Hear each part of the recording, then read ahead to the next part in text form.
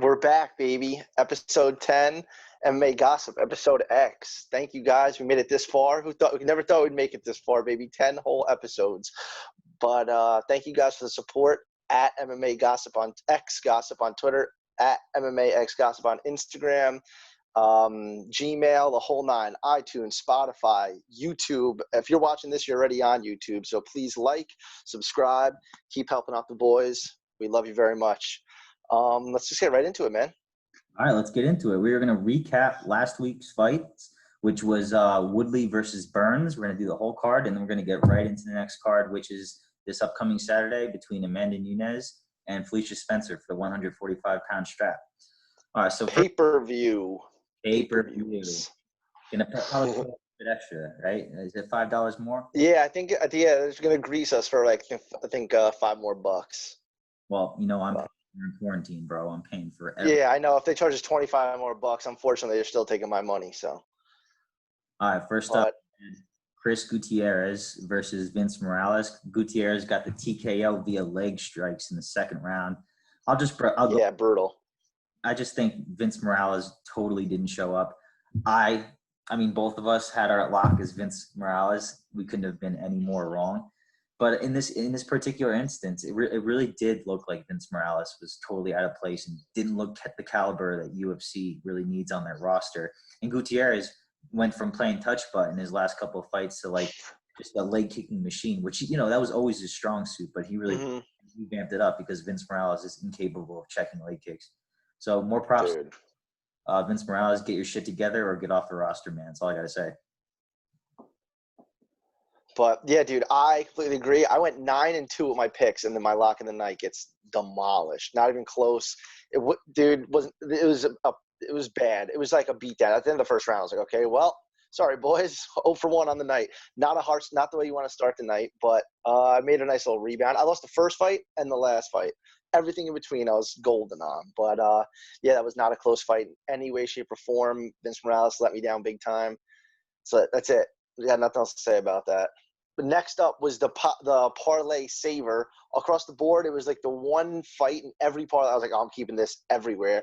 Casey Kenny defeats Louis Smolka. I think it was the first round? First round, 3 minutes and 3 seconds in. Had him hurt, kind of dropped him, took him down, pressure on the neck. Louis Smolka tapped quick, as expected.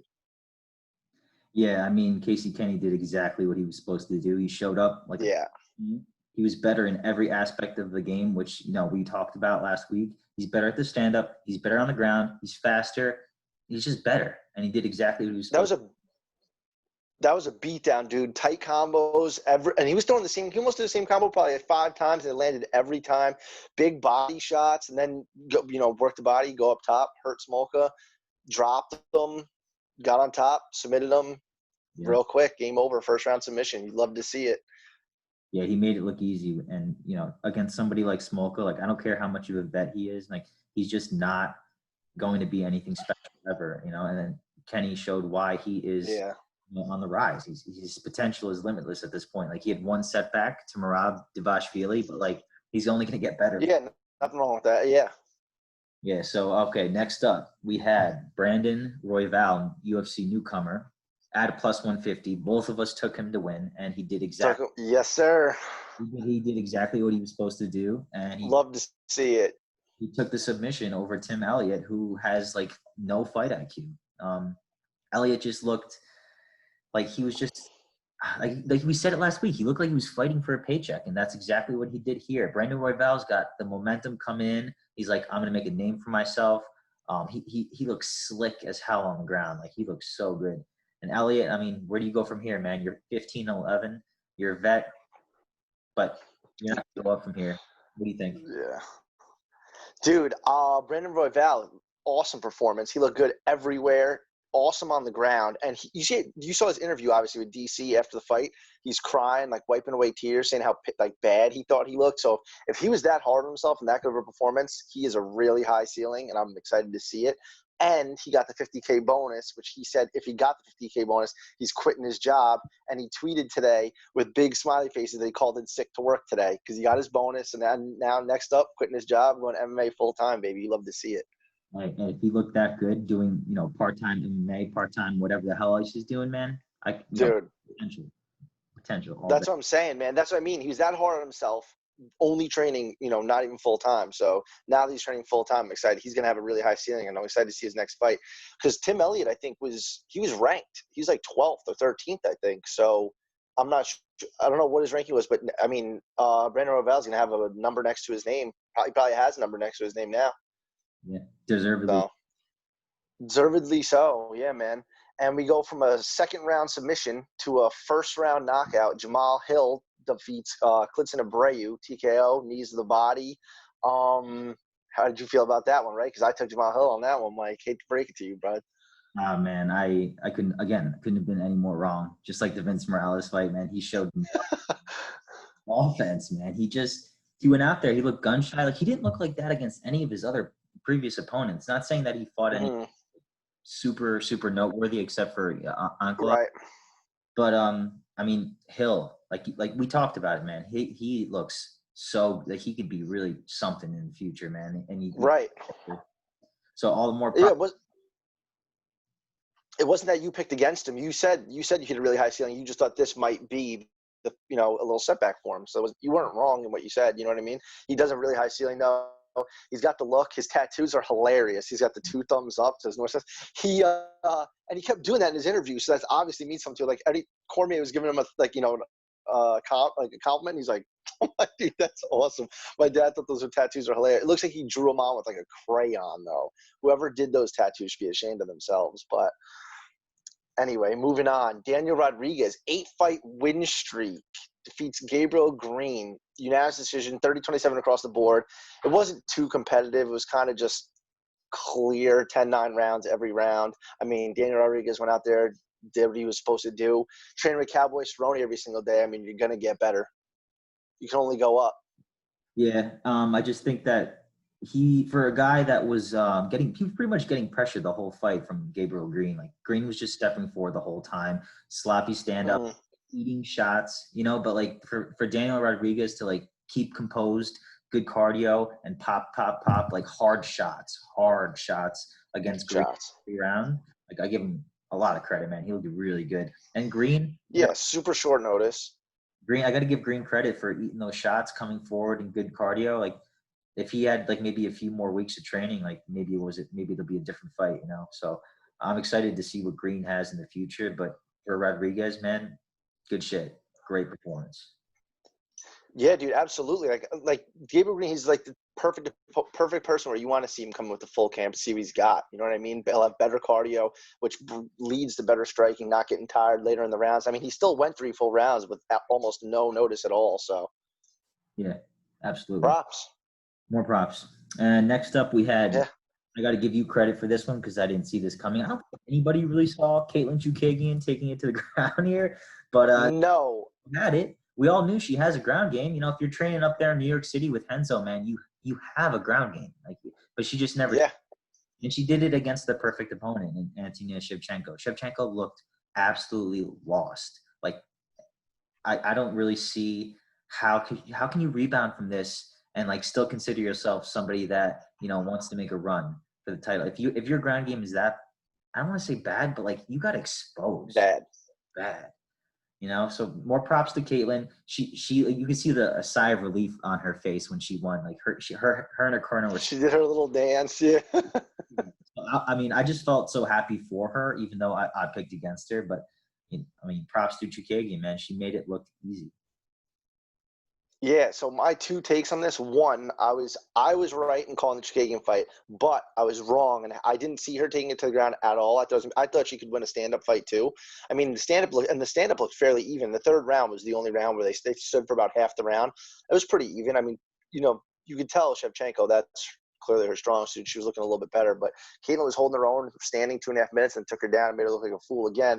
But on the last podcast, I did say that she's a brown belt under John Danaher, and if she wanted to go to the ground, she'd be well versed there, and she was clearly. She made Shevchenko look like the Shevchenko sisters are not actually sisters.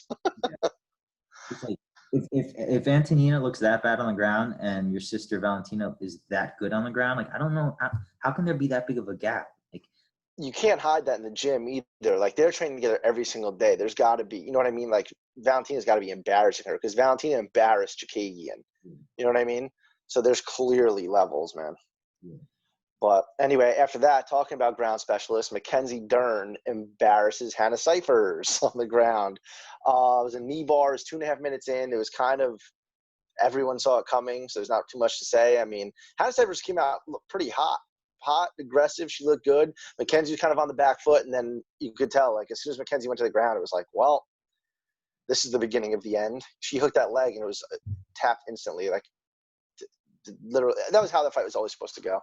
Yeah, and I just want to toot Mackenzie Dern's horn here because she was the first ever female to get a knee bar, which is pretty cool. Mm-hmm. And on top of the fact, like, she got Hannah Cyphers' leg, and her transition, like, she did all the mechanics absolutely picture perfect. If you're a jiu-jitsu coach, you're giving her black belt based off that amazing knee bar. It couldn't have been any more perfect. Cyphers couldn't do anything to get out of that. I don't care how good you are. She could not have defended that at all. So, like, no, I have nothing bad to say about Cyphers. Like you said, she looks so good, like, popping in the first round. But as soon as it went to the ground, Mackenzie Dern proved why she is a ground specialist and just absolutely destroyed her knee. It was beautiful to watch. Yeah, man. BJJ fan. Hannah came out and she looked powerful. Like, she was almost throwing Mackenzie around a little bit on the feet, it looked like. And I was like, damn, like, I don't think Mackenzie expected her to be that strong. But then I knew in the back of my head that Mackenzie has a win in jiu-jitsu over Gabby Garcia. So if she could deal with that power, Vanderlei Silva in a dress, she could do just fine with Hannah Cyphers. And once she locked that leg up, they were dry, no sweat, first round, all she wrote. She wrote, just like the matchmakers intended, just like the betting public intended. Like, it was, for all intents and purposes, this was exactly what was meant to happen. Yeah, and props to her because, you know, she always has a weight issue. She came in at 116, I think, like 2 days before the fight. So she was on weight. Clearly, she looked smaller than she normally does too. So she clearly got it under control. So good for her. Love to see it. She looks awesome. I wonder who they're going to match her up against next. No, That's probably in a main event or next fight. I don't know. Wouldn't be surprised. She got the look. MILF. Oh, yeah. She's beautiful. I think she's a beautiful girl. Yeah, she is. Whoop my ass. Let her kick my ass any day. Oh, yeah. I'd love it. All right, my dude. Next up, we had Brock, the dog beater, Weaver, versus Roosevelt Roberts. And Roosevelt had some bad blood going into this fight, and it was exciting because I just think that Brock Weaver, I mean, he did better than I thought he was going to do, but the fight played out exactly as I thought it was going to do. Roosevelt, everywhere. You know, what do you think? They were talking hella shit in the first round, dude. Like, going back and forth. That's the one thing, like, my one not one, but one major takeaway from no fans is being able to hear the shit talking like that is awesome. Like, it's quieter than Contender Series. It's quieter than Tough. You know what I mean? So it's like, it's totally different, dude. But I like hearing that. I like hearing the shit talking at the end of the first round. They clapped up, you know, like, it was just all respect at the end of the day. And I think they were able to squash it in the cage. You know what I mean? Hella shit talk, but it's all respect at the end of the day. But yeah, it was a little bit closer than I thought, but in the second round, it was kind of all downhill for Brock Weaver. He wasn't in that, like, he was never going to win that fight. I think it was pretty clear Roosevelt Roberts has the upper hand. You know, Roosevelt Roberts looks really good. I think he made a really good call out at the end. He called out, what's his name, that lost to Jim Miller. That beat Jim Miller, yeah, and I think that's a great call out. And I'm curious to see. He said he had another name in mind. His manager told him to hold off, so he could win that fight. I'm really excited to see who he calls out, dude. He played it perfectly. Yeah, and then there was a point in the fight where, like, you could just tell that Brock was just outclassed because Brock was trying to go for the takedown for most of the fight and couldn't. Yeah. Eventually, Roosevelt went for like one takedown and landed it. And so it's like if you're getting taken down and your game plan is to take down your opponent and you can't do it, but you get taken down, that's a bad look. You're just automatically not better than this guy. Like, there's levels. And Roosevelt proved why he was such a massive favorite and did exactly what he's supposed to do. And I made sure to hop on that, finish inside the distance prop for Roosevelt Roberts because it was plus money. And I'm like, if he's going in here with bad blood, and I think he's as much better than Brock Weaver as I think he is, that's like cash money. That's exactly money. Yeah. I took him at the plus 550 TKO or KO prop. So I was there, but not quite. You know what I mean? But plus 550 was too good to resist. But now I see why it was plus 550. But right. Yeah, man. And then moving on, this next fight, dude, you called. I mean, we both picked him, but you totally called it. Billy Quarantillo defeats Spike Carlisle, even though a lot of people are saying controversially. It was a unanimous decision, 29-28 across the board. How do you feel about it? I think. I mean, I'm biased, obviously, but I think the right person won. I think Billy won. I do too. The second round and the third round, and he did exactly what I thought he was going to do, man. He's a robot. He keeps coming and he keeps coming and he keeps coming. His cardio is unparalleled, and he will bring the fight to you. Spike looked amazing, man. I'm excited to see this kid fight in the future, man. But like, if he blew his load, like he blew his load in the first round, and he still looked pretty good. First round, 3, but he went too hard, and I was just like, there's no way he's going to be able to keep this pace up for 3 rounds because Billy is, and Billy's going to bring it, bro. And that's exactly what he did. I was just like, I'm a Billy's fan, man. I can't wait to see him do shit in the future. I'm going to make sure that I back him up in almost every matchup, man, because he's fun to watch. Dude, that's right. You call that to a T. You call the fight exactly how it played out. Like, literally exactly. The 2 things that were bizarre that happened, how the fight started. Spike came out guns a-blazing, which I don't think anyone anticipated, obviously. And 2 was, I think it was at the end of the second round, when I think Spike thought that the clapper was the bell, and he got up and he got, dude, what was that? I don't know. He had like a brain fart or something.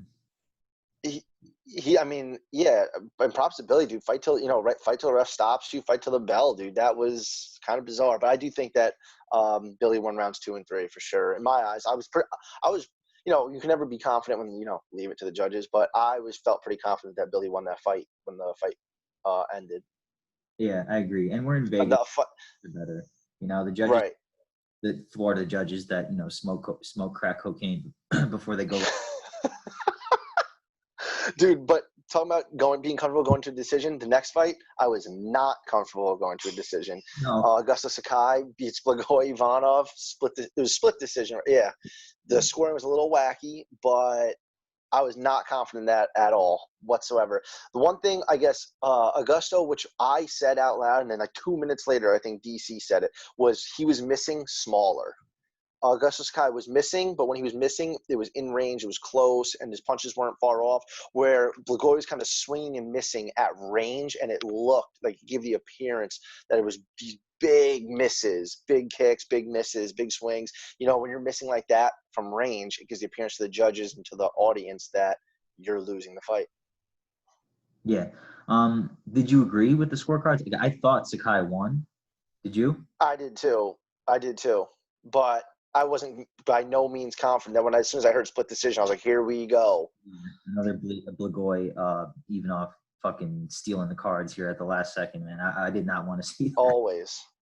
So. No, and I said that I said in our last podcast, this was one of the heavyweight fights that was mid-level that was 100% going to go to a decision. I said that on the last podcast, and I was not wrong. It just had the writing on the wall, you know what I mean? That was what I just saw that. I should have bet that prop, but I did not. But yeah, I saw that. I read that just like you read the Billy Quarantillo fight, I read this fight. Yeah, you got this one. I mean, what other heavyweight bout is going to have plus odds to not go the distance? You know what I'm saying? Like, there's not another heavyweight matchup where it's plus for the fight to not go decision. That's just not going to happen again. Yeah. Only between these 2 mid-level guys, man. So, but it is what it is, man. I'm not excited. I'm not going to say I'm excited to see it again, but, We'll see. He's moving up in the world. I mean, I think it was like they were both ranked in the division, so I mean, he's got to have a higher rank now. Although I think he was one ahead of Blagoy already. Might have been one of them. It was like 12 and 13 or something like that. They were one on top of each other, but we'll see. 2 fights in a row we read completely right. Leads to the main event, which we read completely wrong. Gilbert Burns dominates Tyron Woodley. I'm not going to read the scorecards. He lost every round badly. I think there was 2 10-8s in there. That puts Tyron Woodley at a 10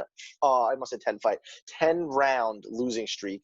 And I think in those 10 rounds, 4 of them were 10-8s. And that's an ex-champion who defended his belt how many times? 4 times. I think besides tonight, he had been in a title fight 6 fights in a row. It's like, dude, you look terrible.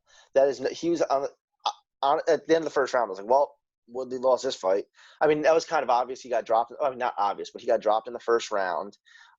He looked bad in the first round, backing up against the cage. As soon as Woodley's back is against the cage, it's not good news for him ever. I thought he was going to be working in leg kicks, like against Wonderboy. I'm ranting here, I get it, but it was just like mind blowing to me that was Woodley again, man. Like he gets that, he got that stigma around him for doing that, but now it's like that's him. That's his style, I guess. Every single opponent he's lost to has put him up against the cage and kept him there. Rory McDonald made him look like a chump. Usman backed him up against the cage. Anytime his back is against, and I think Wonder Boy beat him in the first fight. So that, you know what I mean? Anytime Woodley's against the cage, it's not good news. Yeah.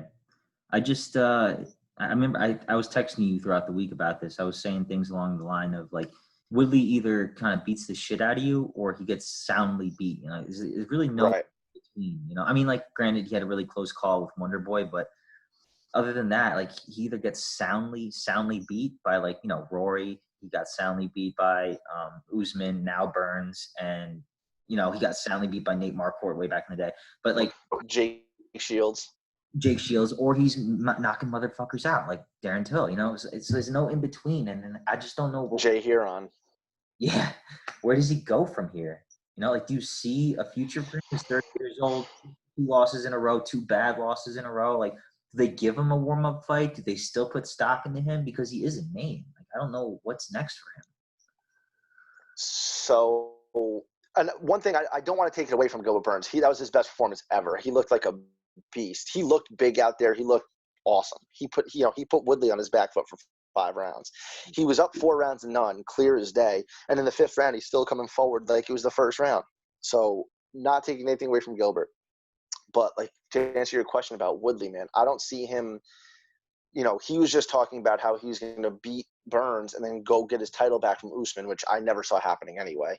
But now, he already is on the outs kind of with the UFC. Dana White's not in the Tyron Woodley business, and now 2 embarrassing losses like that. Like, seriously, where do you go from here? Do they try to give him a contender, now just build their name off Tyron Woodley? Or is Tyron Woodley going to take that fight? You know what I'm saying? Like, Tyron Woodley has speed things very highly of Tyron Woodley, as if you don't freaking show off, like, if you don't believe in yourself, no one's gonna believe in you. So I don't know, man. That's a good question. I don't know where he goes from here. Maybe, like, does he fight Colby? Does Colby even want to fight him anymore? You know what I mean? Like, what does he have to gain from that? Yeah, I've been dying to see that fight just for the bad blood, but honestly, I kind of hope they do make that fight because I want Colby to win that fight, and I think he would win that fight. At this point. I think, yeah. No. He would just come forward, put that pace on Woodley. I don't think, and Woodley couldn't keep up with Colby's pace. That's for damn sure. So, before we get into next week's card, do you think Gilbert Burns hopped to the front of the line? Do you think that Leon Edwards should still be there? Because he's on an 8-fight win streak, whereas Burns is on 6? So what do you think about that 170 picture? Because we talked about it last week. It's cluttered. We don't know what's going on. But Burns is part of the, mix up there with the round robin. What do you think? I was going to ask you the same thing. So there's Usman, Masvidal, Covington, Edwards, right? So I guess it's the 4 of them now. Did I say Burns? I don't know. But anyway, I think the fight to make is Usman and Masvidal just for hype, just based off of it's what the fans want to see right now. Every casual fan I know wants Masvidal to get that fight. So if Masvidal gets that fight, I'm not mad about it. It's going to be the biggest gate. Well, I guess not gate because there's no fans, but highest pay-per-view buys, everything is going to be Masvidal. I think Leon Edwards is super deserving, and I feel really bad for him because I think that if he got the Tyron Woodley fight, he would have done to Tyron Woodley what Gilbert just did, and he'd be being talked about in this high regard. So I really don't know. Like, right now, I think more so than fighting Usman, I think that it's going to be – it kind of just seems like Masvidal's the one that it's going to be. I think it's between Colby, Burns, and Edwards now is fighting for the number one contender spot. So I think they're going to have one more fight. I think Gilbert has one more fight, especially because there's no bad blood with Usman. They're actually training partners. So it'd be not that it's a hard fight to make or a hard fight to sell, but I think if Gilbert got one more win, if he beat a Colby Covington or he beat a Leon Edwards, he's completely undeniable, and vice versa. If one of them win, like the Covington rematch isn't hard to sell because the MAGA stuff and everything that he's going off with is clearly working. He's getting a lot of views, getting a lot of hits, and people just want to see his get his ass beat again. If you either love him or hate him, you're paying to see him fight. So I guess to answer your question, I think Masvidal is going to be the next title contender. How about you? I agree. It should be Masvidal because of all, recency, everything that's going on. But I mean, Leon Edwards is just constantly being overlooked, and he's constantly just like not getting the respect he deserves. And I understand why people make him. Like, I get it, but he's on an 8-fight win streak in the welterweight division, man. I want to see him fight. Like, I really think that he can pose a problem for Usman. Honestly, can pose a problem for anybody he fights. I think he's really underrated. As for Burns, honestly, Burns, he wants to fight on Fight Island. Give him a fight, man. He obviously wants a title fight, but like, that's what I'm saying. He's willing to fight, so give him a fight, make him win one more time, and then he's right up there with everybody else. He's sellable at this point. Like, he's got a lot of hype the past year, man. Deservedly so, man. He hits hard, and that performance against Woodley was like pristine. Couldn't have been any better. So absolutely, man. I completely agree with you. But anyways, man, moving on. We have another Burns fighting this week in the UFC Apex Center, UFC 250 pay-per-view. Again, it's a smaller octagon. It's 5 feet smaller. Did you take that? Did you notice that watching it? I feel like I could see the difference. Like, if I didn't know already, I would have asked a question. I think I would have been like, oh, is it because there's no fans or something that it looks smaller? But I felt like it was a little bit noticeably smaller. I thought it was noticeably smaller, especially when I was doing my tape study for this week, when I was watching like the bigger cages. And then I realized, wow, the Apex Center cage looks significantly smaller. It's 5 feet smaller. Yeah, 5 feet's a lot, dude. That's a lot smaller. You know what I mean? Especially for the performance that Burns put on against Woodley, the smaller cage totally helped him because he had less room to close off. You know what I mean? Yeah. So I'm curious. It definitely comes into play with these fights. But like we said, we have another Burns fighting this week. We go from Gilbert Burns to Herbert Burns taking on Evan Dunham in the first fight, the early prelims, UFC Fight Pass. What do you think, bro? Who you got? I mean, Evan Dunham is the definition of a journeyman. I'm pretty sure he's been in UFC for over 10 years. He's okay. I mean, he's not much of a striker. He's a pressure fighter. He's a fighter. He always bring the fight to you, but he's really not super strong anywhere. And if he is strong, it's mostly on the ground. But then you got, Herbert Burns, who obviously is a ground guy, probably better than him. He hits hard as fuck. He knocked out our favorite fighter, Nate Landwehr. Watching that knockout after watching him fight Darren Elkins made me so happy. Elkins, yeah. I just want to see him get knocked out. I can't stand that guy. Even though it happened in the past, it's like I just need to watch this just for sanity. Yeah. But with that being said, like, I think this is Herbert Burns' fight to win. I think it has Herbert Burns all over it. So what do you think? I mean, I don't have too much to add. I mean, Evan Dunham, I don't want to take it away from him. I used to say he's tough as nails all the time, but his last 2 fights, he got stopped with, I think, both times, like knees to the body or kicks to the body. It's like, all right, I mean, you're still tough as nails, but, getting stopped by body strikes back to back, that's a weird way to be stopped back to back, I feel like. So I'm wondering if Herbert Burns could expose that again. Cause I vividly remember Evan Dunham like wincing in pain multiple times from body strikes in both fights. So maybe there's something going on there, and like you said, Herbert Burns hits hard as fuck. So we gonna see. But I think we're both clearly going Burns on this one. Clearly. And on the topic of hitting hard as fuck, we have Alonzo Menifield taking on Devin Clark, who I think he's going to hit hard as fuck. Yeah. So I'm going to go out and say this. I think Devin Clark is kind of a bitch. And who am I? If Devin Clark is a bitch, then I'm his bitch. You know what I'm saying? But this is my point. No, I know what you mean. I'm only kidding. I was actually I got a little bit to say about Clark. I was like really high on him when he first fought Alexander Rakic, like back in the day, Mm-hmm. or something like that, because he came out looking strong, and I was like, he came out with the stand up, the kicks, the wrestling. He even dropped Rakic, and then he got clipped with like a spinning back fist that was like kind of like soft, and then and he folded, and I was like, all right, whatever. And then like his most previous fight, I think it was against it was no, it's not his most previous fight. The previous fight before that, it was against Ryan Spann, who both of us are just like, Ryan Spann's a bum, right? And he was so he looked like a totally different fighter, man. He was just like on his back foot. His wrestling wasn't working, and then like Spann just like beat him up, and I was like, dude, this guy is not good. Devin Clark is not good. And then he comes fights Townsend, Daquan Townsend, and wins like a boring decision. It was like, all right, fade the hell out of it. I'm gonna fade this guy till he's out of the UFC, and he's going up Alonzo Menafield, who hits like a truck, bro. It's a game. This is my lock. This is my lock. It's over. Like Alonzo is going to murk him, and that's gonna be it. He's the perfect person to do so, bro. He's 9-0. All 9 fights are stoppages. 2-0 in the UFC. 3-0 if you count Contender Series, I believe. And this is the prime fight where it's like, okay, here's a UFC veteran who isn't that good, and here we have a really good prospect who's going to knock him out, batter up. You know what I mean? That's the way I'm looking at this fight. So I kind of just see that's how it's going to go. I mean, I don't know what the odds are on this one. I don't know if you have them up, but I feel like Menafield should be a decent little favorite. And minus 240 to he's going to put it on him. It's over. Put him in all your put him in all your drafting lineups. It's over. Do it.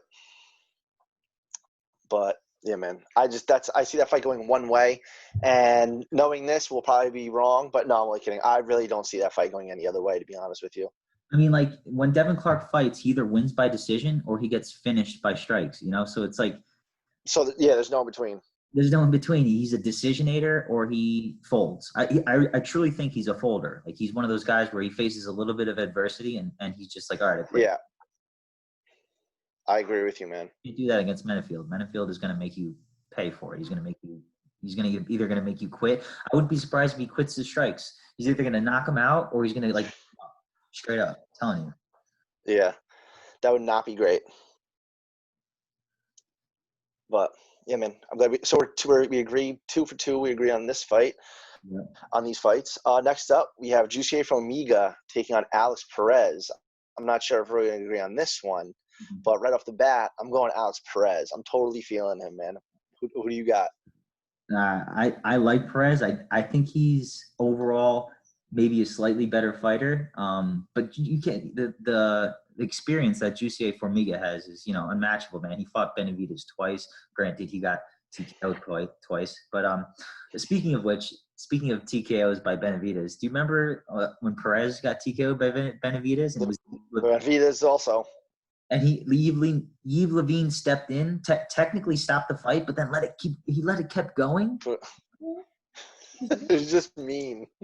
That was wild. He basically got TKO'd twice in that fight, man. Twice. Yeah, but then he rebounded nice, man. He put a couple of nice wins together. And Formiga, man, he was on a roll before he lost to was it Brandon Moreno, right? He lost to Brandon. He's on a 2-fight skid, I believe. His last fight was to Moreno, though. Oh, and prior. So was it Benavidez? Was Benavidez? Right. I just think I don't know. I think Jussier Formiga, I think he's better on the ground, and I don't know. I think people are kind of counting him out a little bit because he's a little older. He's 35 years old. He's a vet. He's been around forever. People are like, I'm over him. Me. I completely get it, man. I don't know. I'm gonna put my stock in Formiga here. I don't know. But then you got Perez, man. He's got some solid wins over, Jordan Espinoza, Mark De La Rosa, Jose Torres, man. So like, I think this could be a close, fun fight, man. What do you think? I'm picking Formiga. I do too, man. Go ahead. You tell your spiel. I mean, Formiga's the favorite, right? He's a small favorite. So I mean, no. He's not. Light. Oh, he is a slight underdog. I thought he was a little bit of a favorite. I like Perez regardless. I know he trains with who we were just talking about, Luis Smolka. He trains with Chito Vera, And so he's getting a lot of work with guys his size at Timo Yama. So I think, and fresh guys that have been fighting. You know what I mean? Cheeto just fought. Luis Smolka just fought. So he's in there as a main training partner. So he's kind of been in camp for a while. So I think that a lot of fighters are going to be, have had a lot of time off in this weird time. You know what I mean? That we're in this pandemic. But I think he's going to come in fresh. I think he's ready to go. So, because he's been working with these guys for so long. So I'm just kind of putting my stock into that a little bit that he's younger. And I do think that Juicy is a little over the hill, 35 years old. So I think this is one of those fights where they kind of want to put Alex Perez over. Big name, get your name up there in the rankings pretty high and take it from there. Yeah. I feel you, man. I think it's going to be razor close. And I don't think it's going to be lopsided on either side. I really do think it's going to be like razor close. Yeah. I completely agree with you, dude. I completely agree. All right. Let's see here. Next up, we got Charles Byrd versus Mackie, lost somehow to Cal Potter, Patolo. What do you think about this one? I already know you want and I'm going to go. Oh, Charles Byrd's 100% winning. 100%. Lock of the night, baby. Lock of the night. No, so this is one of those fights where I want to make it my lock of the night, but I actually think Alex Perez is a good lock of the night too, believe it or not. But this is one of those fights where it's lower level. Neither one of these guys are ever going to be fucking champion. You could quote me on that. If I'm wrong, I'll do something bad. But it's Charles Byrd is, I'm not saying, so much better. Granted, he's fought much better competition and lost. I think he's gotten finished his last two fights, but losing to Edmund Shabazian and Darren the Dentist Stewart, okay, I'll let those slide. You know what I mean? There's nothing wrong with that. At least you got in there with those guys and mixed it up with high-level mixed martial arts like that, which Mackie Vitolo is not. And I think that Charles Byrd, I think he fought in the Contender Series twice, I want to say. But so he's someone that they're clearly trying to push a little bit, being on a pay-per-view, prelim card, ESPN Plus, get some eyes on you. And I think he's bigger. I think he's stronger. I think we were talking about it before the podcast. He gets to fight to the ground. I think he's at a significant advantage. So that's it. I think I'm definitely going Charles Byrd on this one, especially after Mackie Vitolo. He was a big favorite of Callum Potter. He looked like shit, man. So I'm just going to fade him until he's just one of those guys where I'm like, okay, I have a permanent stain on, you know what I mean, in my head on that fight. So I'm definitely fading him. I completely understand why you're fading Mackie Vitolo, and that was the worst performance against a below average UFC fighter. So honestly, Kalen Potter would be an average fighter in Bellator or yeah. So I understand where you're coming from, but at the same time, I mean, Charles Byrd is, he's getting up there in age. He's 36 years old. His record isn't outstanding. He's 10-6. He hasn't fought, this will be the first time he's in the octagon in about 15 or 16 months, if I'm not mistaken. So a relatively long layoff, coming off back-to-back KO losses. I'm interested to see how he's going to come back from this. On the other hand, Mackie Vitolo is coming into this fight. His last fight was his loss to Callum Potter.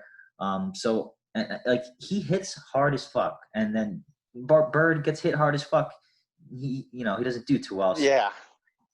I mean, I'm gonna put a little. I'm not gonna. I'm not gonna go to the betting window with this fight at all.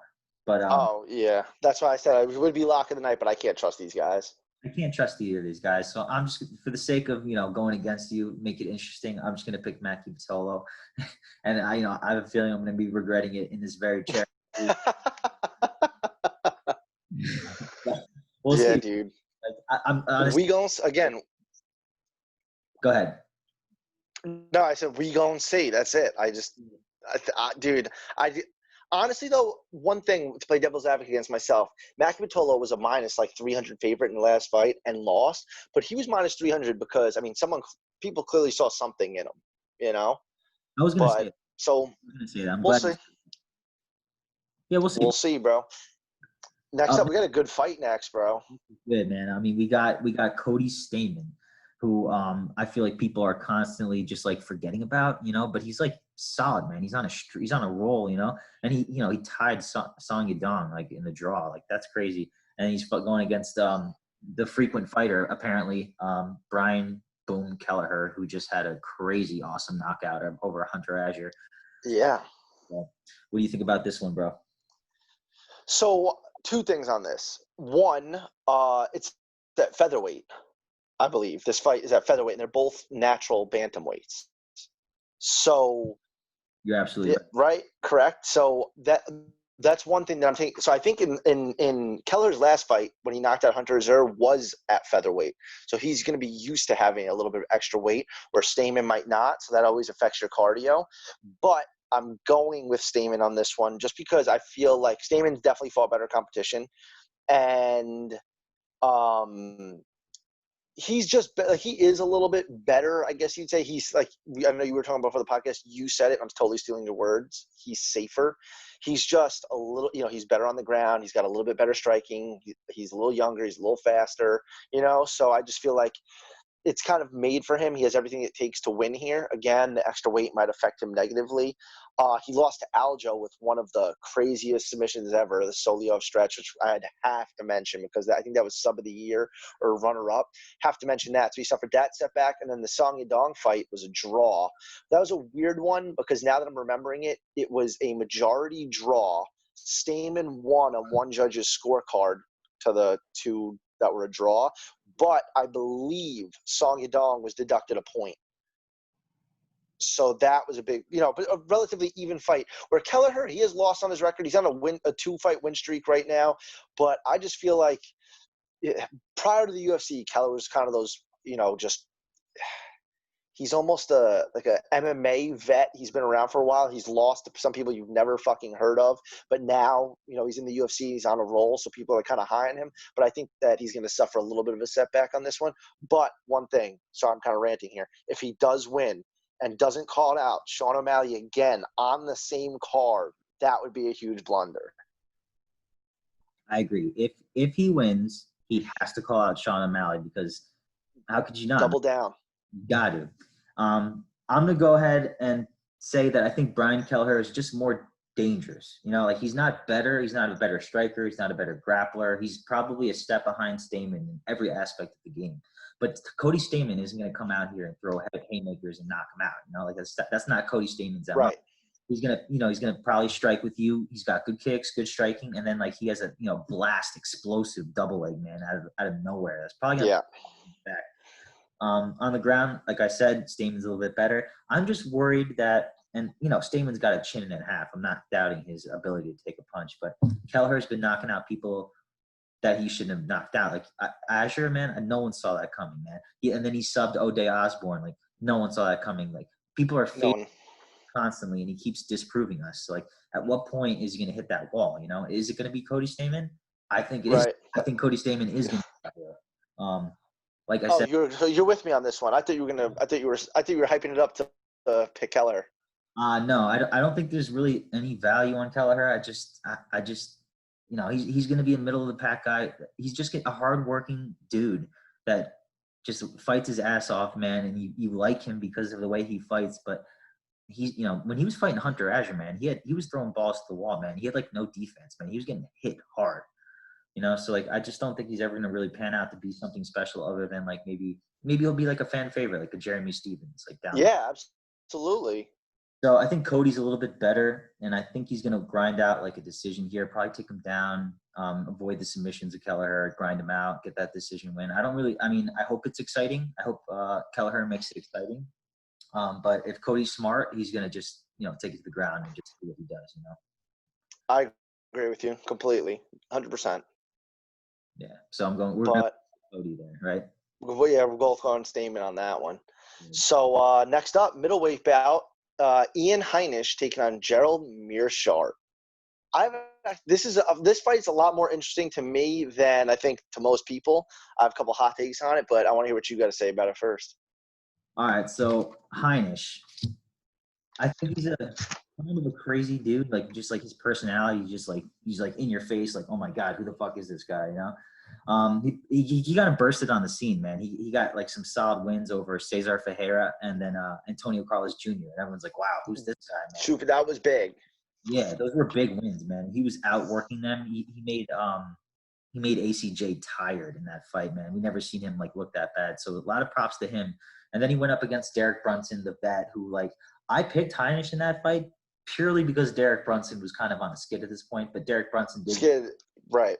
and he's just like, he was just better, you know, and he outclassed him. And then he went on to fight Amari Akhmedov, who's like okay, and then he lost that fight too. So I'm in the stage where I'm starting to fade Ian Heinisch, you know, because Fade him, yeah.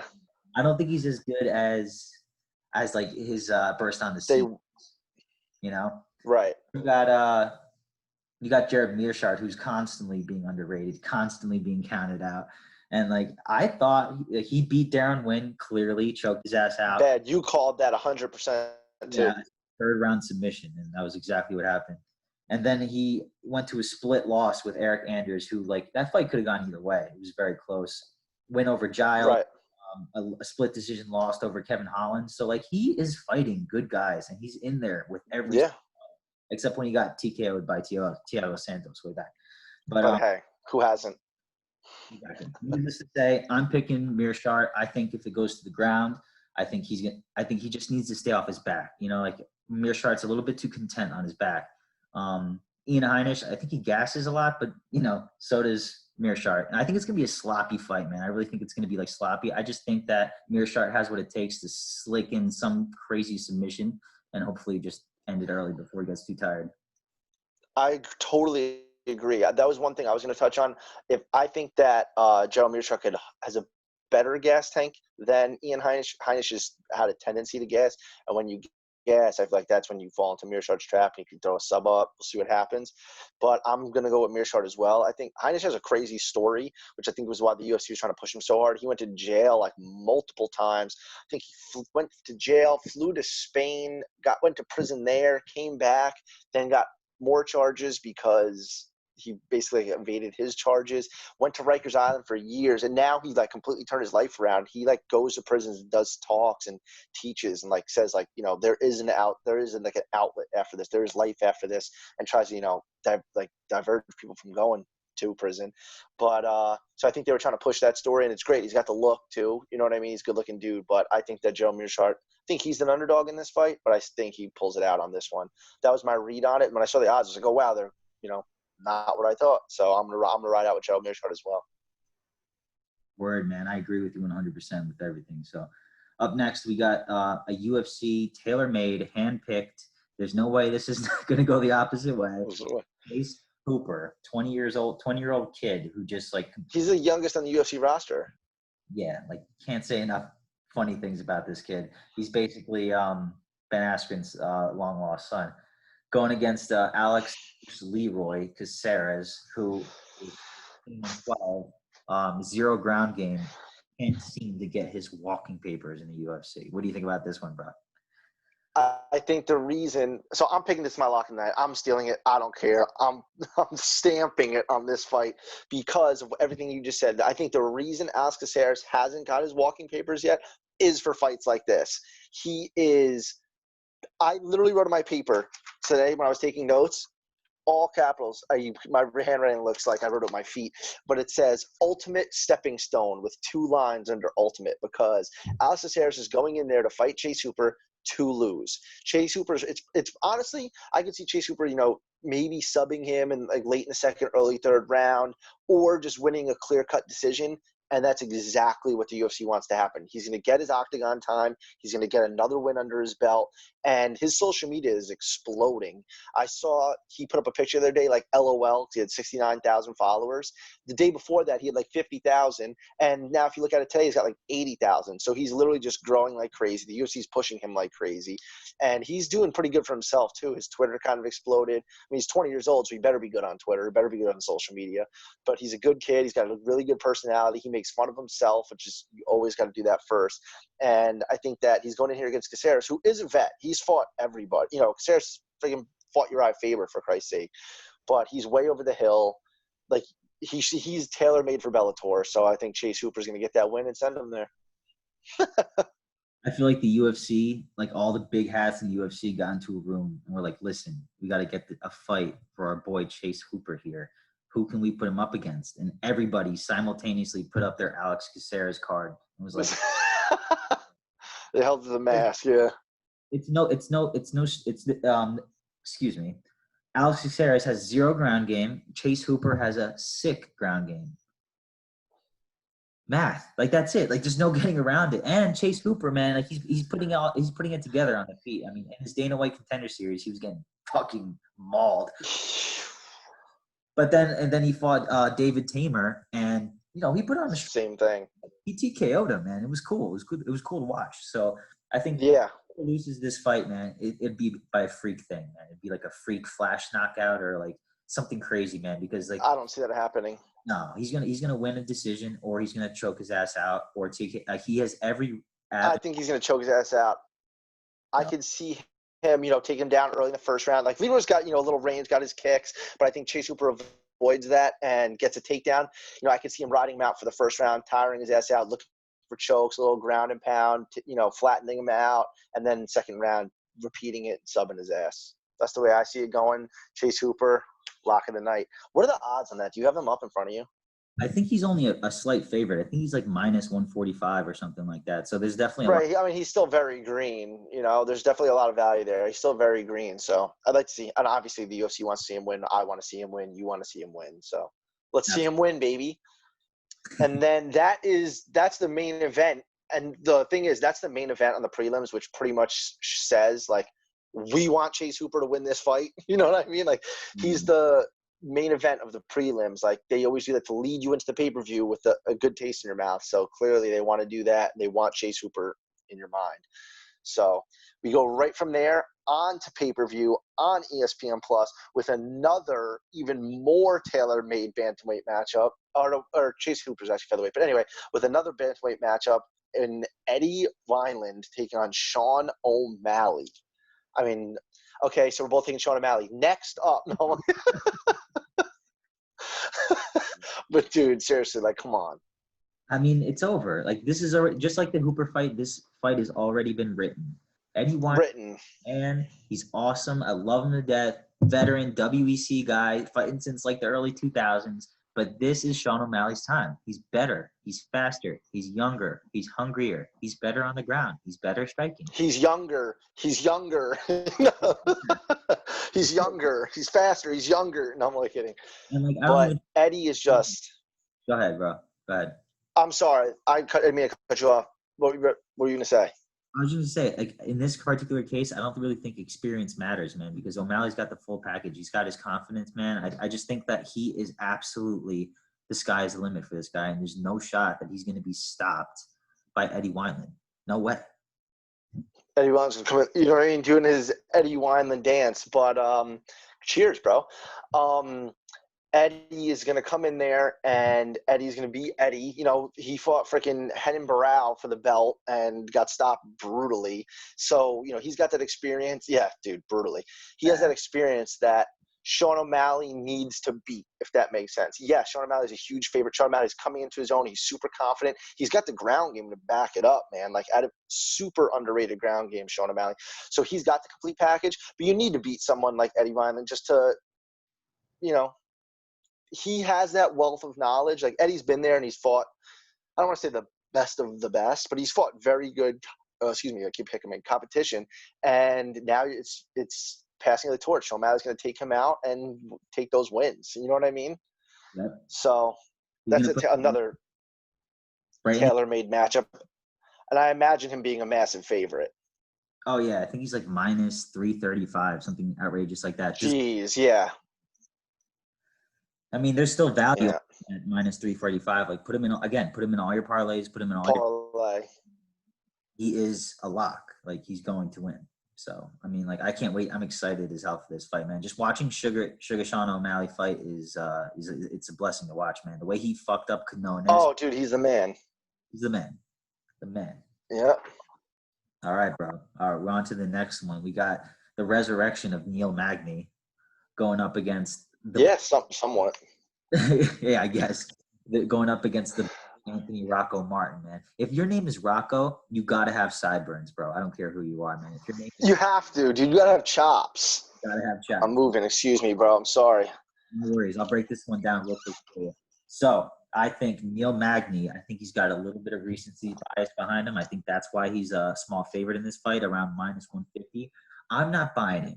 Right now, man. I give him all the credit in the world, man. He destroyed Li Jingliang, made him look like a bitch. But at the end of the day, Li Jingliang he didn't fight like with the wealth of experience that Neil Magny did. And with that being said, I think Anthony Rocco Martin's ready for this kind of step up, man. I really do. Like, he looked good in his last fight. He beat up Amiv, who's like, pretty solid. And then, like, he has wins that people don't know. He subbed Jake Matthews, man, in a real slick choke, man. So, dude, super impressive. Super impressive. So I think Anthony Rocco Martin's got a lot of value on him. He's gonna bring the fight. He's gonna fight for your money, man. So if you put money down on him, be confident that he's gonna go out there and fight until his arm is broken or he's choked unconscious or he's knocked out. And then going up against some Magny, who we've seen fight, on the spectrum from fighting like absolute shit, like who the fuck are you? How are you in the UFC? All the way to, oh my God, he just resurrected himself and beat Lee again. Yeah. So like he's on that spectrum. He's just not up here, man. So like I think this is a perfect fight for Rocco to like put cement himself as somebody that he's never going to be a top 5 guy, but like I think he can beat Neil Magny. Let's just put it that way. Dude, I completely agree with you. And, MMA math is MMA math, but I think that their common opponent in Damian Maia, excuse my voice just cracked. Whoa, great. Now this is on YouTube. But people are going to clip that one day, bro. Once we blow up huge, people are going to clip that. But was going to say, their common opponent in Damian Maia, Rocco went 3 hard rounds with him and, looked fairly good doing it. And Neil Magny got embarrassed. So, that just says a little bit of something about their ground game, but I'm going Rocco Martin here 100% as well. I think that he has all the tools to win this fight. He's a slight underdog, right? And I think the odds should be exactly flipped in my eyes. Like, it's a close fight. Neil Magny's long. He's got that range. He's on his 7th resurrection of his career. But I think that right now, Rocco Martin dating Kayla Harrison, maybe he has little judo tricks that we don't know about, a little something. Who knows? So, like I always say, we gonna see. But I'm riding out with Rocco Martin on this one as well. Man. He's a nice little spice to some parlays, dude. A little underdog action in a parlay always beefs him up big time, and I think that he's a really good pick for that. Yeah, the only thing I'm a little bit scared of is like the freakish like physique of Magny, man. He's like 6'3". He's got that 3. Super long. So I'm worried about that, man. But I have confidence that Rocco can get inside, man, and like piece him up. And if it goes to the ground, I do think he's better. I really do think he's better than Magny on the ground. So we're gonna see.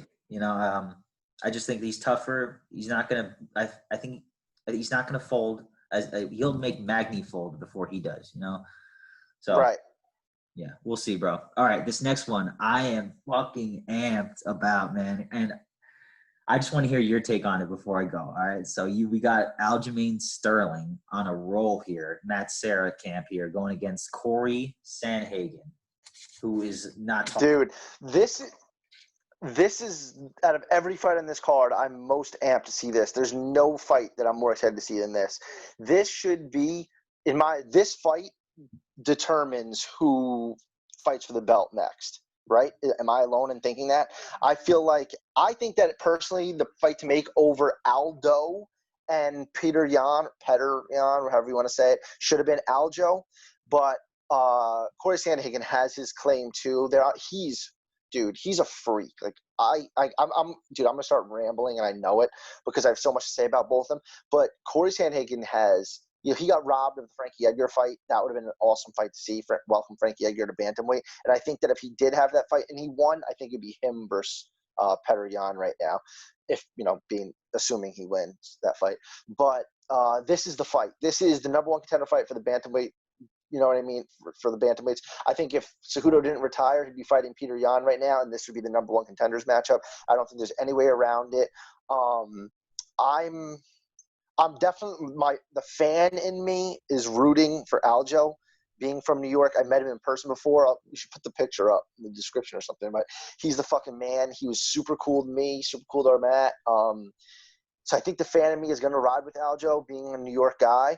But I think, this is going to be their toughest test. I think. I guess Marlon Moraes is a pretty tough test too for Aljo in a fight he lost. But their matchup's great. Like Aljo's strong suit is on the ground, clearly on the ground. You know, he's like a ball constrictor, but Corey is extremely well versed on the ground.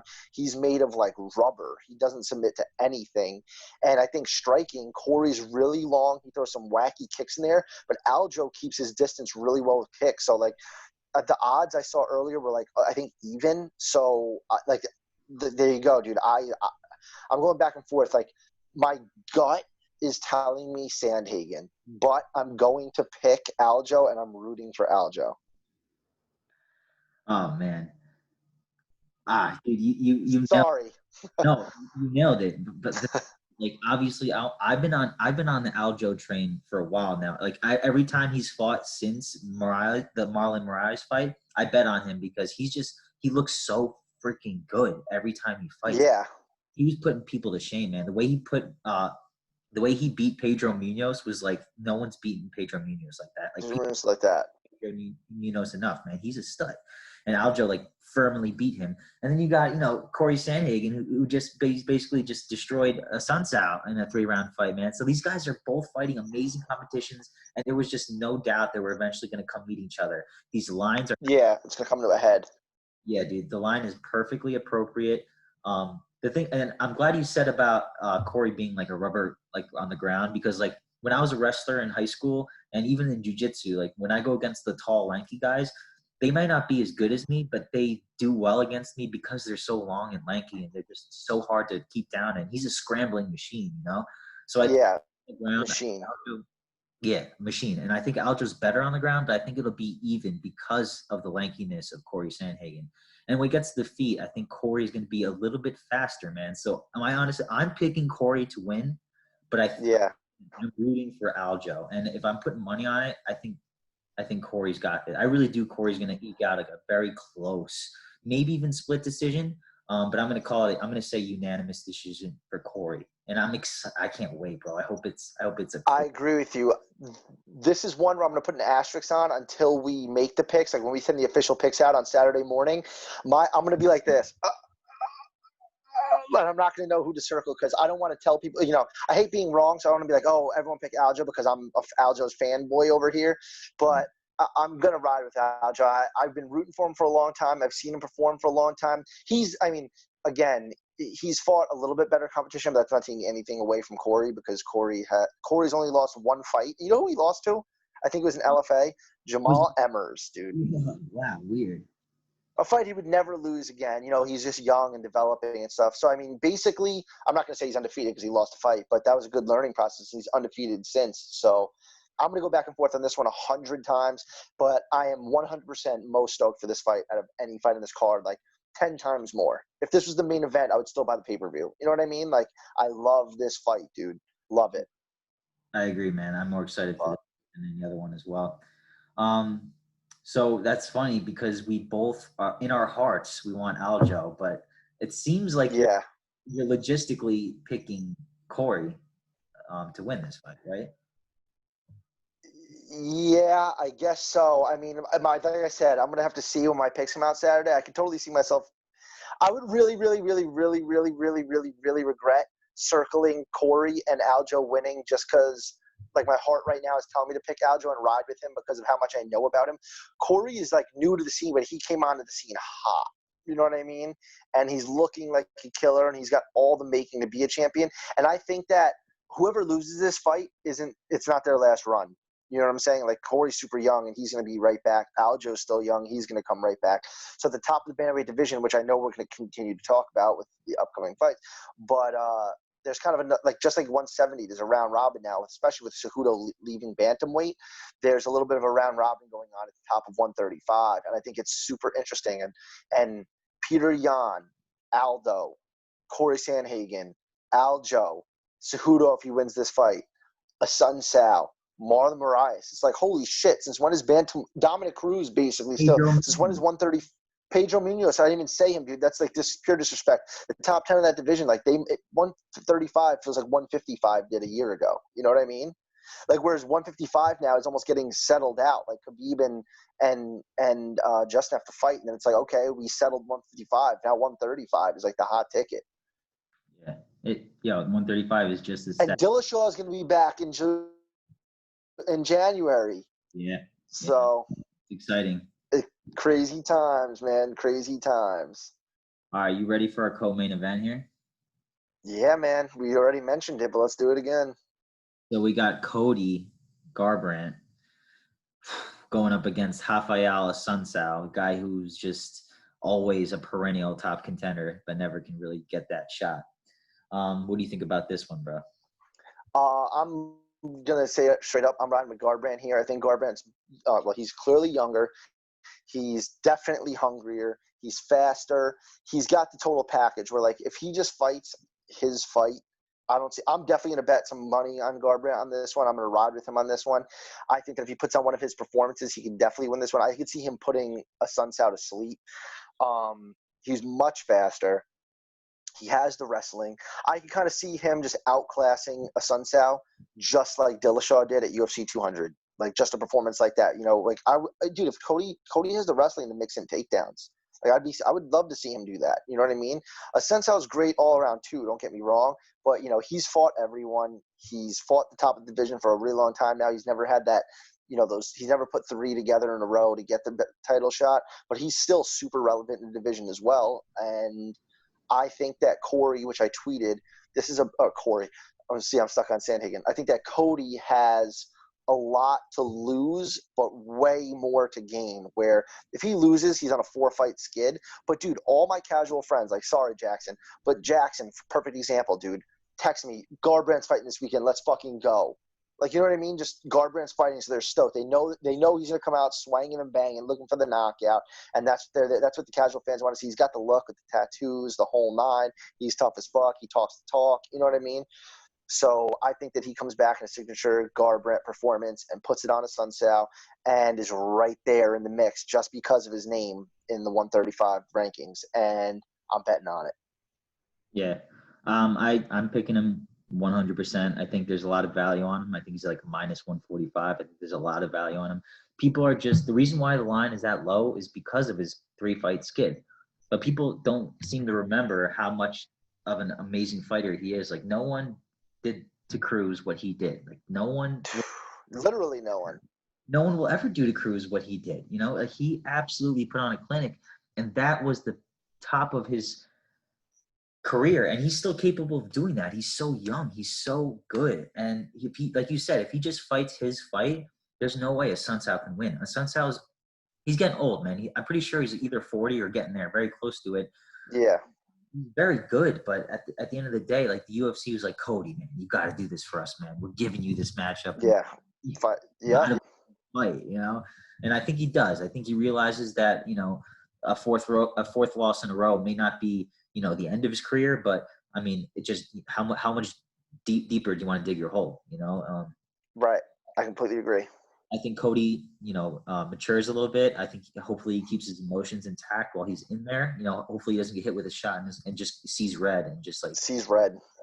Like, he think that's his demise, and I think that will always be his demise. But if he's able to control his emotion, control his technique, and everything that he's capable of doing, if he just imposes that, he's going to win this fight. And at minus 145, just like you best believe him putting money on it. Oh, yeah, dude. And then that's it. Moving on. Main event time. Weird main event, but we knew this was going to be the main event for a while. This card, though, low-key, I have to say, when they first announced this card, I was like going to throw up in my mouth at how pathetic this was of a pay-per-view.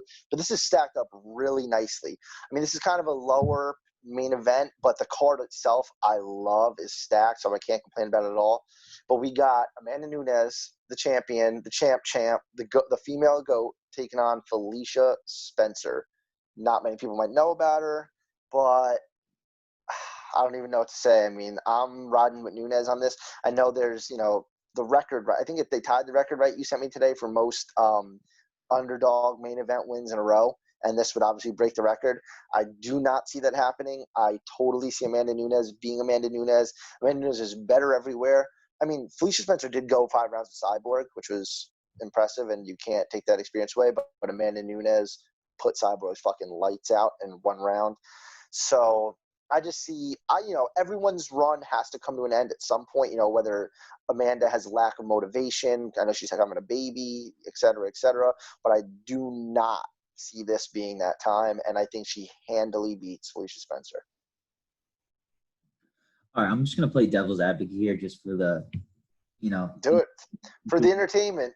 Yeah, for the entertainment. So obviously Amanda Nunes is 100% clearly the GOAT of the female fighters. There's no getting around that. She's accomplished way more than any of them, and the one accomplishment that shines above it all is she beat Cyborg handily, and you can't take that away from her. But the things that people don't really, before Amanda Nunes was Amanda Nunes, she had a couple of, rough losses. Like, she got finished by Alexis Davis, and she also got finished by Kat Zingano. So people forget that one. People forget, and like, she in those particular fights, like she just wasn't the same fighter that she is now. But at the same time, like, she got handily beat. So she's beatable. She's 19-4. She's not undefeated. She's tough as nails. She's the best in the world. But at the end of the day, you said it yourself, everybody's got to come to an end at some point. And when are they going to lose that motivation? When are they going to just, like, think like, oh, I'm at the top right now. I lost my drive a little bit. Like, Woodley said it a little bit. Like, champions have said this in the past. They lose their drive. That's why they lose their belt. But Amanda Nunes, she's holding on to 2 belts. She's defending both belts. Like, I don't know. I feel like there's a recipe for disaster here in some point. Yeah, up, down, up, down, up, down. I don't think – Amanda Nunes should win this fight with all intents and purposes. But the one thing that's making me think about Felicia Spencer in terms of value, I'm not saying she's going to win, but at plus 450, right. I think she's worth a roll of the dice, is because, like you said, she went all the way with Cyborg. Granted, she got fucking mauled by Cyborg, but she stood there and she ate all of it, and she came back. All of her shots, yeah. With whatever she could give back, she gave it back. And then, she did what she was supposed to do against, I don't even know her name, that tall black girl, like, whatever, basically a no-name. Zafron, yeah. Yeah, but then she, she subbed out Megan Anderson because Megan's got, like, no ground game. So we really haven't seen much of her. But what I have seen is that she's young. She's hungry. She's got a lot of heart. Yep.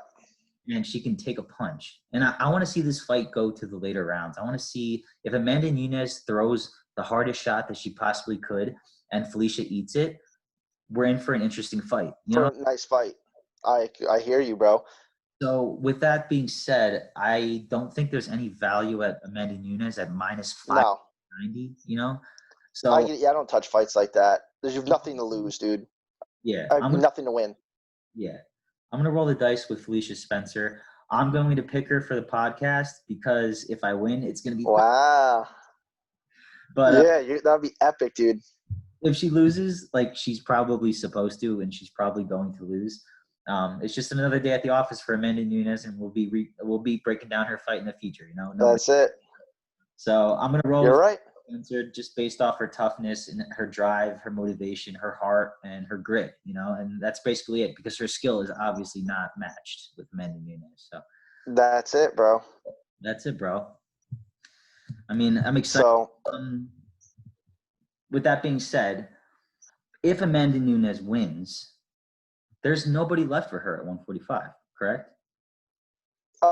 Yeah. I mean, Megan Anderson, maybe she just have to beat her, but that would be handily. I don't see her fighting that many more times, dude. She's trying to have a baby and, do her thing and be a mom. So she has nothing really else to prove. Stopping Holly Holm and Ronda, and, everyone that she needed to stop, she stopped. She just beat GDR, who's on a roll. I mean, at 145, Aspen Ladd maybe eventually, or Megan Anderson, but she doesn't really need to. Like, I feel like she'd be gigantic favorites in those fights. She has nothing, a lot to lose, not much to gain. So if she wants to ride off into the sunset relatively soon, I don't freaking blame her. And if she manages to ride off into the sunset with nothing but wins as the champion, like, more props to her. It's just a matter of will she go too far? I mean, you're defending 2 belts. Like, she wants to be the only person to ever, like, simultaneously defend 2 belts, and all the credit in the world. But that's a lot, man. Jumping up from weight class down to up, and always having that target on your – weird on your body. Yeah, it's hard. There's nothing easy about what she's doing. And so, Felicia's a big girl, man. She can only fight at 145. So 45, right. Exciting. Oh, we got a guest coming in. We got our boy Matt coming in. You ready? Someone you might recognize. I'm sure he's got something lined up for all of us. Matty Bags. Matty Bags. Yo, what's going on, guys? A familiar face, a familiar voice, actually. The first time on video, but it's a familiar voice. Yeah, I feel like I'm on a work call. It's the only time I'm ever using Zoom. What's going on? Am I coming through okay? Yeah, now you're good. Okay. Just making sure. So what's going on? What's going on, bro? We just recapped last week. We're going over this week. We have a kind of a bougie setup right now. I'm sitting on my bed in my room because now my whole family's down the shore. So it's a little bougie, you know. Matt, like Mike said, we're in the prehistoric stages of our podcast, but we're only going up from here, boys and girls. But a couple things I wanted to do with you, Matt. So, Matt, we have just gone through this week's upcoming card. So I'm going to go off the cards, go through the card one at a time. I just want to see what your takes are. We already made our podcast picks, so I want to see who your picks are, who you're betting on. For this upcoming weekend? For this upcoming weekend. Got you. So first up, baby, we got Evan Dunham and Herbert Burns. Who you taking? It's so funny, actually, because obviously, so backstory real quick. Chris texted me 45 minutes ago. He's like, get picks ready, get parlays ready. You're on 45 minutes. It's like, shit, okay. I haven't looked at this card in full yet, and I literally texted Mike in all caps saying, dude, what the fuck? Evan Dunham is on this card. So that kind of says it all. That being said, I'm fading Evan Dunham. We both did too. Yeah. So, all right, so same thing. Next up, I have a pretty good feeling what you're going to say here. Alonzo Menafield taking on Devin Clark. You got. Yeah, and how? How do you see him winning this fight? If he doesn't knock him out early, I think he just grinds out a decision. Yeah, I think he's going to knock him out early, though, if I'm being honest. I do too. He's going to fucking die. It's good to see your face, Matt. I'm happy. It's a nice little welcome to you. Welcome to YouTube, dude. Smile for the YouTube thumbnail. But next up, Juicy Formiga taking on Alex Perez. This is the first fight that me and Mike went opposite ways. This is so tough, man. I'm going Alex Perez. So did I. I like Alex Perez. I'm really on the fence, though. Very on the fence. Yeah, I'm actually not really on the fence. I think Alex Perez is he the wait what did we say? I forgot again. Is he the underdog or is he the favorite? Alex Perez is a slight underdog. Oh, okay. So really? He is. Hold on. I actually don't think that's right, Mike. I was just on the Best Fight Odds website and they had him as a small favorite, unless it just moved. Yeah, Alex Perez right now is -140. Formiga's +120. Ooh. Yeah. Formiga's a slight underdog, right? Yeah. Oh, I thought you said Perez. Nice. So, all right. So, okay. So, same right there. So, that's the early prelims, right? That's the whole early prelims. Yeah. So, moving on to the ESPN Plus prelims, Charles Bird and Mackie Patolo. Me and Mike are against each other again. Who do you have in this one? Charles Bird. That's who I took, too. You and Mike going against each other is not a surprise. This isn't rehearsed either. Me and Mike. That's why I'm laughing, dude. It's hilarious. You guys are always opposites. Next up, Cody Stamann and Brian Kelleher. Dude, I have the utmost respect for Kelleher just because how he wins when you don't expect to. But if he wins this weekend, I'm going to lose my mind. I'm going Cody. I'm going Cody all the way. Yeah, we did too. Both of us actually took Cody. I just felt that Cody is better.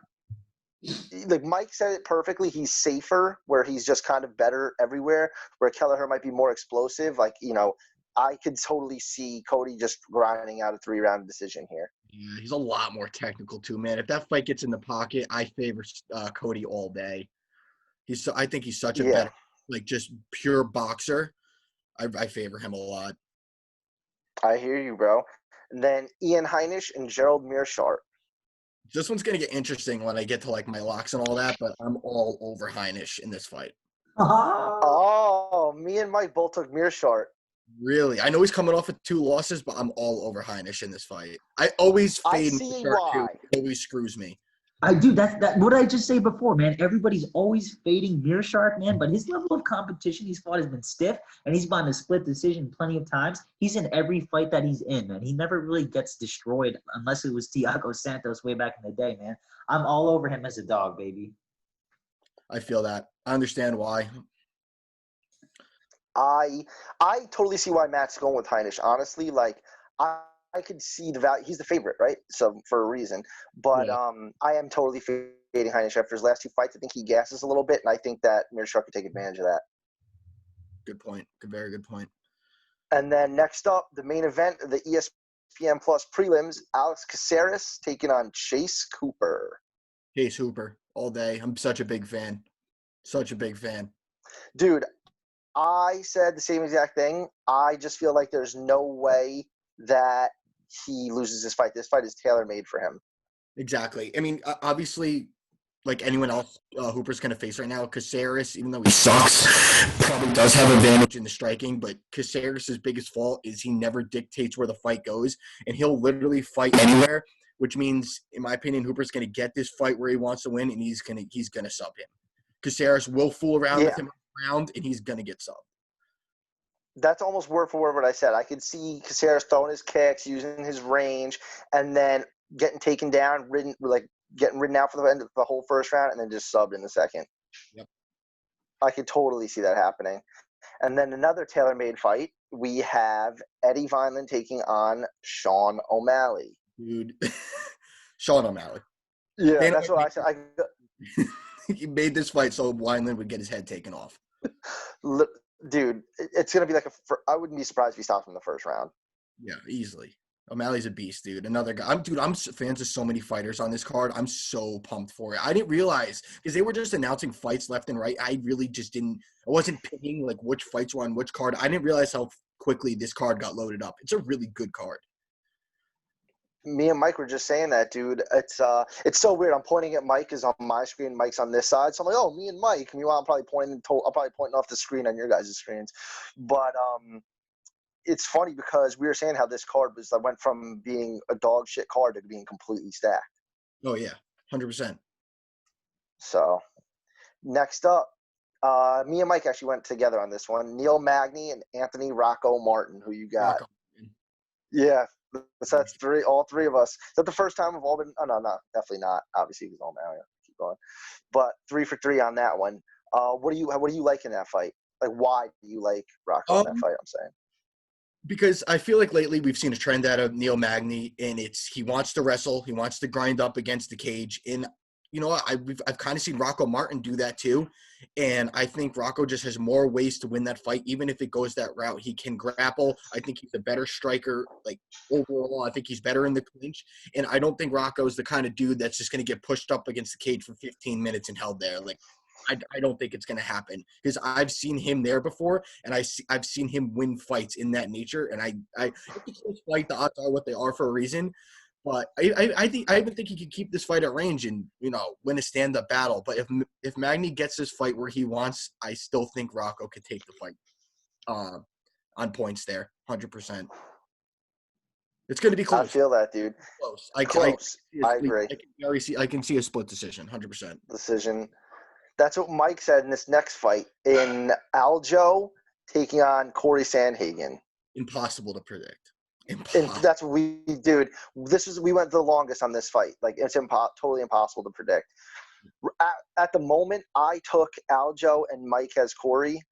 But dude, it's impossible. This fight, I said I wish this was the main event, literally, because I want them to go 5 rounds. Yeah, dude, I'm gonna take Sterling because we met him and we dapped him up like we knew him our whole lives. That's what I said.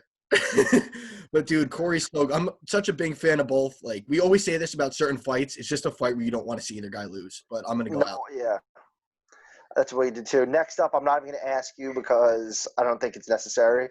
But Sunsal taking on Garbrandt, who and why?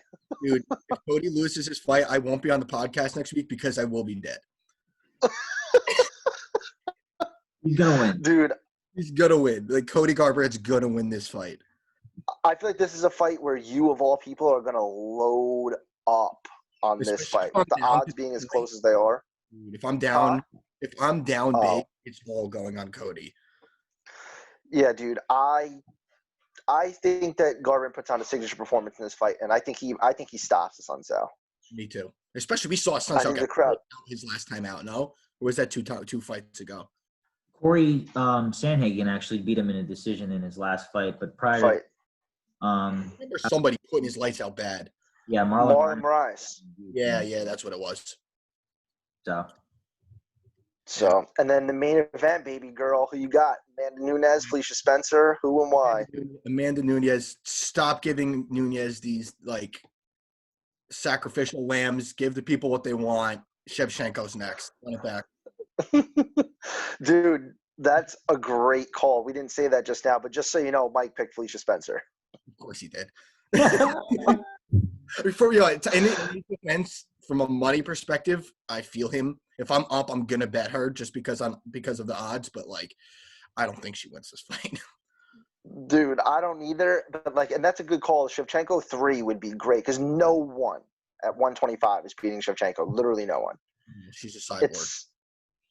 Like, I think a better fight, not a better fight, but I would love to see Weili Zhang move up and take on Shevchenko before that. But I also want to see Zhang like defend her belt a couple more times before we just jumped her up a division. But that would be a good fight too. So I agree. Yeah. We shall see. All right. So next, I want to go over our locks really quick. So my lock was Alonzo Benefield. Chris, really? Your lock, I believe, was it Chase Hooper? And Matt, what is your lock for this week? So this is a card I looked at.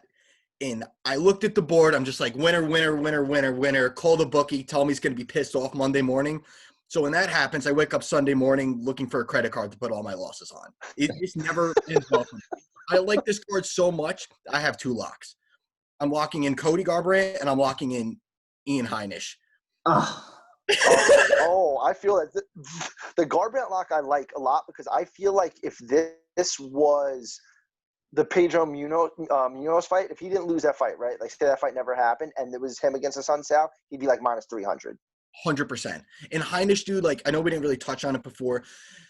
They're very similar. Like, they're going to grind up against the cage a lot. Like, Meerschaert's 100% better on the ground, but I like, there's something so meat and potatoes about Meerschaert striking. I mean, I guess the same could be said for Heinisch, but I don't know, man. Like, this guy's got to lose again sooner or later. I feel like every time I bet against him, he wins. I don't know. I'm just fading him here. I think Heinisch it wasn't too long ago. Heinisch was that a main event against Derek Brunson? Yeah. Yeah, I mean, that's not too long ago. Like, he was there for a reason. He lost 2 fights, and we'll see what he's got. I think this is a fight where Dana said, you know what, you should win this fight. That's what Gerald is. He's a vet, and he's a guy you put somebody against the test, and I think Ian passes his test. So I'm locking him up. See what happens. Fair enough, bro. All right. One more thing. If anybody's got some crazy parlays, I'm going to throw mine out there right now. I'm going to put Alonzo Benefield, and I'm going to parlay him up with Chase Cooper. Lock that up. I think that's gold. Right? I like that. I like that a lot. So I'm going to get into a couple things real quick.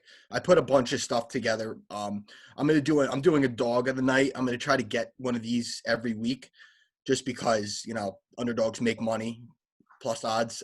This week I don't have anybody crazy. We all agreed on this one too. I'm going with Anthony Rocco Martin as my dog of the night. And then parlay, I actually have 3. I'm doing Cody Garbrandt, O'Malley. I'm sorry if you see me like looking down. I have it up in a Word doc. Cody Garbrandt. Yeah, I have mine written down too. I'm looking down. Yeah. Garbrandt, O'Malley, Chase Hooper, Heinisch. I would also throw Cody Stammen in there, but for some reason his odds aren't up on DraftKings yet. And with that, I think you're getting to around 7-1 odds. But without Cody number 2, you're getting 5-1. Might do another one with, again, Garbrandt, Heinisch. This one with Rocco Martin, and then again Cody Stammen. That's plus 400. And then this is a safe one. I always like to put a safe one in there with a bunch of favorites to cover the other riskier ones. I'm doing Benefield, Hooper, O'Malley, and again, Cody Stammen. That one you're only getting 3-1, but 3-1 odds with 4 huge favorites. Who's complaining? And I actually have a fight that, like, unless you're a gambling addict like I am, and you must bet every fight on every card. If you don't have to bet the Sterling fight, don't bet it. It's not a fight worth betting, in my opinion. That being said, who are you betting on? Probably Sterling. I feel you. So I put a parlay together. I got mine's a lot of favorites and then a dog. But I did a couple things here. So if you were to bet on Garbrandt, Menafield, Bird, and Perez, you get it at plus 548. So a $50 bet wins $330. If you add Chase Hooper, it jumps up to plus 950. So $50 would win you 530. And then if you threw Rocco Martin in there, who's a dog, it brings it to plus 2209, and $50 would win you almost $1,200. So that's a long shot, clearly, but just had to juice that in there. Screenshot that. Hopefully it hits, and we're gonna post that shit on Instagram and Twitter, bro. Yeah, dude, I'll do it. All right, with that being said, boys, one last what's thing. up? I just want to do my DraftKings lineup real quick. You guys are gonna laugh, all right? Oh, do it. All right, I got I got Jussier Formiga. I got Chase Hooper. I got Menafield, O'Malley, Sanhagen, and Felicia for DraftKings. Oh my God! Dude, I'm gonna screenshot this because if this hits, I'm winning. There's no way. Do it. I'm winning. Do it. Mike, is that I'm saying this live, but Mike, is that like the original DraftKings where you're entering in a pool picking people? Yeah, absolutely. Original DraftKings. There's like probably 10,000 people making lineups, and whoever has like the pristine lineup, the best that accumulates the most points, will win like the grand prize, which is like 10 G's. Ever since like all these companies put out sports books, I forgot those even existed. I might even throw one of those together. It's not a bad idea. It's only $8. It's fun. You make a lineup based on the amount of money that they give you. It's just fun. Like you don't win that much because you're going up against like 10,000 more people. But $8 is $8, man. I'll throw that down. Yeah, man. But with that being said, boys, I had to move my my iPad here just for episode X being in the books, baby. Episode 10. We got 3 boys back on the show. Familiar voice now is going to be a familiar face with M. Baglieri on the screen. I just realized it says our names there. I literally never realized that before. But we got Matt back in the books. 3-man show. We're going to let it ride. At MMA Gossip, all social media. If you're watching this, if you've made it this far, you have to like the video. You have to subscribe. It's that little red button down there somewhere. Hit that button. Like on iTunes, Spotify, the biggest podcast in the world, podcast, whatever place in the world. And that's it. Episode 10. That's it, boys. Enjoy the fights on Saturday. Make sure to tune in next week around the same time, Monday or Tuesday. We'll recap this event when I go 12-0 and Matt goes 0-12. And that's possibly the same picks are coming. All right, be good, boys. Later, guys. Peace, love MMA. Be well. Anybody got some last words? Say them now, boys. Mike, go and That's work. it. I'm trying to get a dub. All right. Peace, my dude. Later. See you guys on the stick.